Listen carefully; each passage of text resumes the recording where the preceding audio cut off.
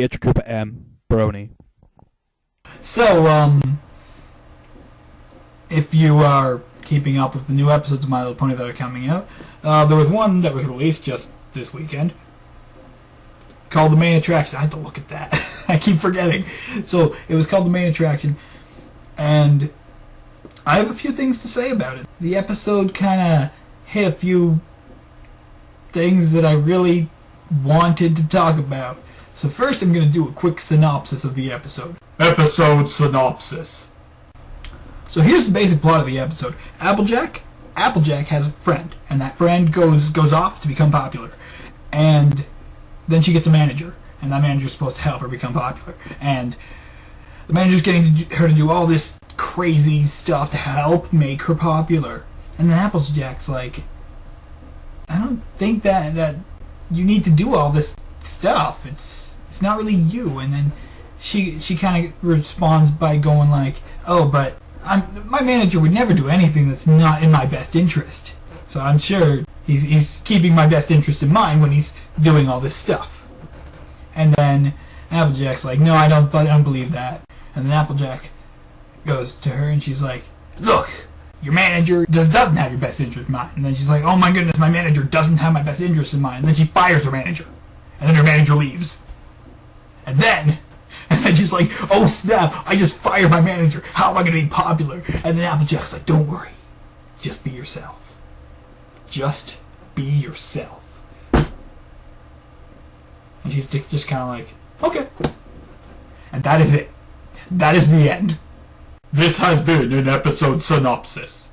Okay, so there's a few things that I want to mention about this episode that kind of were skipped over or just kind of improperly executed.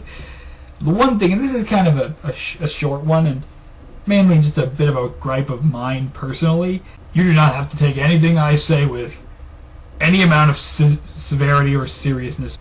So my first point is the veil metaphor. I mean, they had this really good metaphor going. They had this really good metaphor of a veil, like that she's put on the veil of this super pop star, but that's not who she is.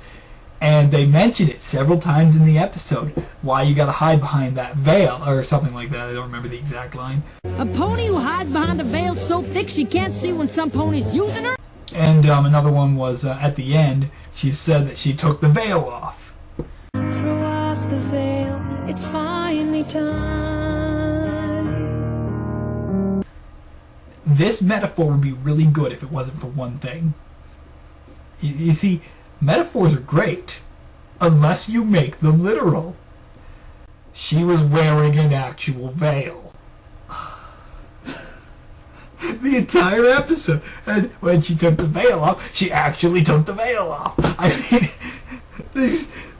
you can't take it much more seriously than that. I mean, you have this great metaphor that you could have kept a metaphor, but you decided to kind of throw a literal sense in, and it kind of ruins it for the people who don't realize that it's a metaphor. They're like, oh, she's wearing a veil. Oh, she's not wearing a veil anymore. Anyways, it's kind of an interesting way to do it. I can't really get too mad at it. I just thought it was really weird. I'm like, I can very obviously tell that they're doing this whole veil metaphor of kind of hiding your real self, but she's actually wearing a veil. So, yeah, take it as you will. Take it as you will. Here's another quick thought to think about. And this kind of bothered me while watching the episode. Minus a few characters, everyone was like really, really not overwhelmed by her presence. Now, mind you, I suppose that is kind of true. You know, you have the couple people who are really big fans of the star person, but then not everyone is. But it was almost weird watching her interact with people, especially Applejack.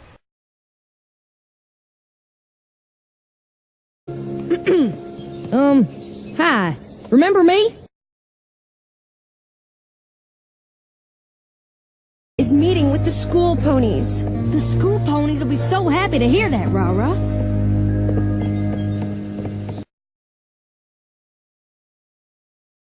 Applejack is like so against everything that she's become. It's weird. It's like, oh, you have people calling you by this name now. I'm still gonna call you by your childhood name because, and minus I think 2 characters, which was Pinkie Pie and Apple Bloom.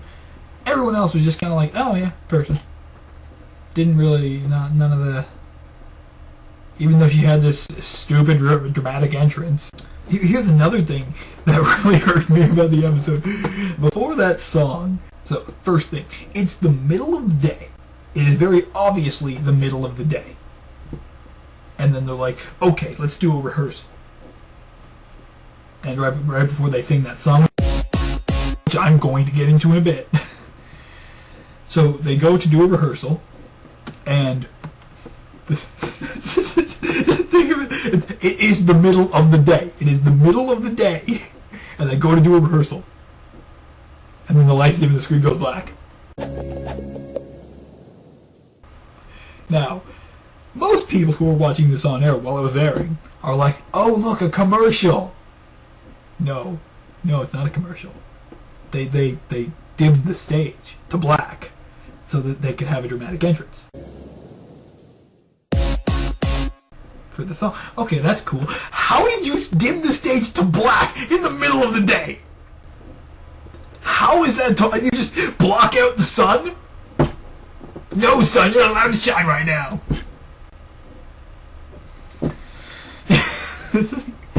White black, like complete blackness to the point where you can't see anything on the stage. How do you do that in the middle of the day?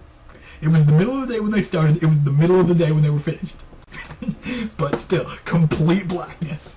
I understand, like, lighting effects and stuff. You can still kind of do that if you have a fog machine during the day. But, and you can also, you know, cover the stage or whatever to make it darker. But you're not going to make it pitch black in the middle of the day. That was so dumb. I mean, funny. Well, not funny. It was funny in the sense that it was dumb.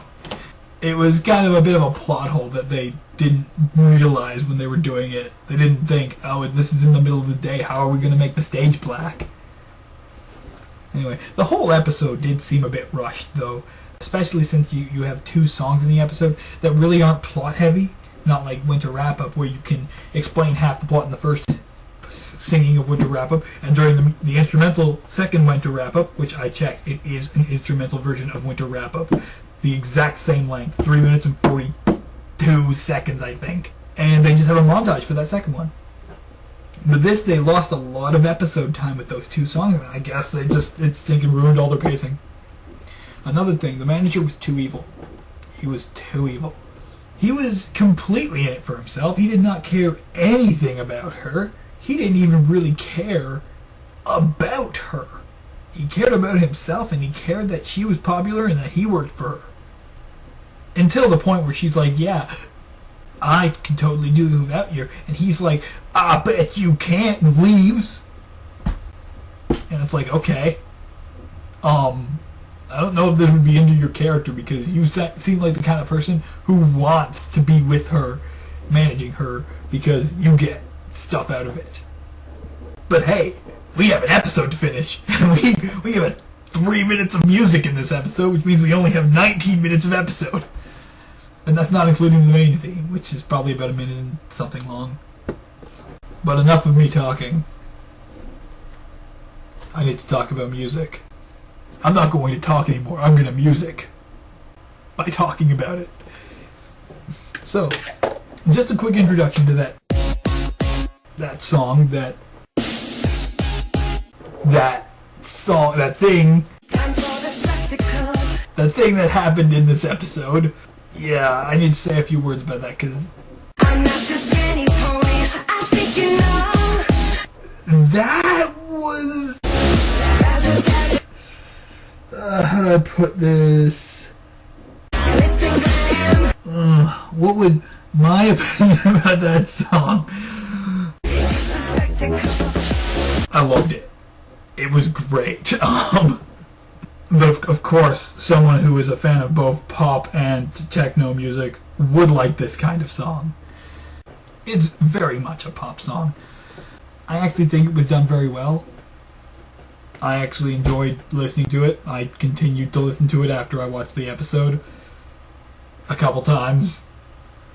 I can understand that there would be people who didn't like it. It's very dubsteppy, so if you're not a huge fan of dubstep, then that might be a bit of a turn-off.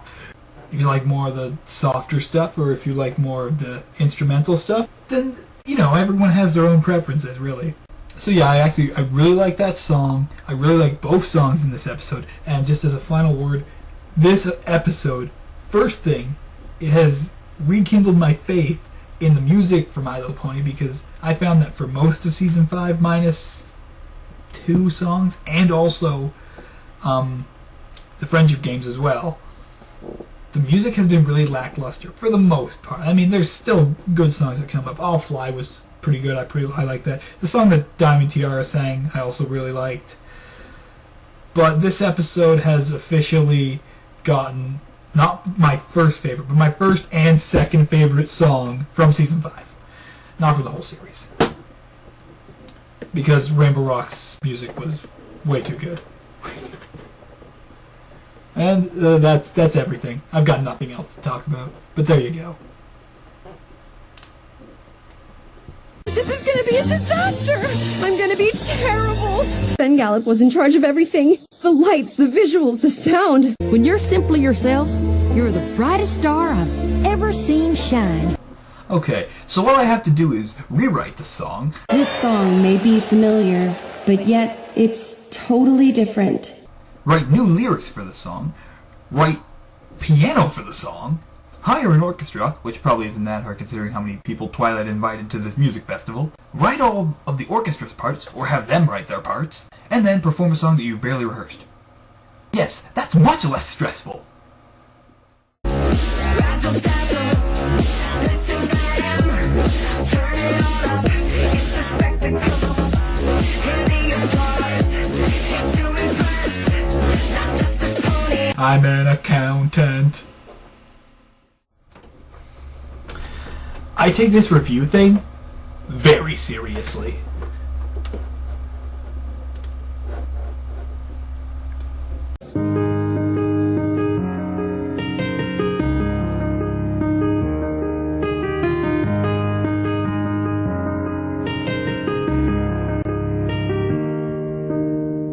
I'm here to show you who I am. Throw off the veil, it's finally time. There's more to me than glitz and glam. Oh, and now I feel my stars align.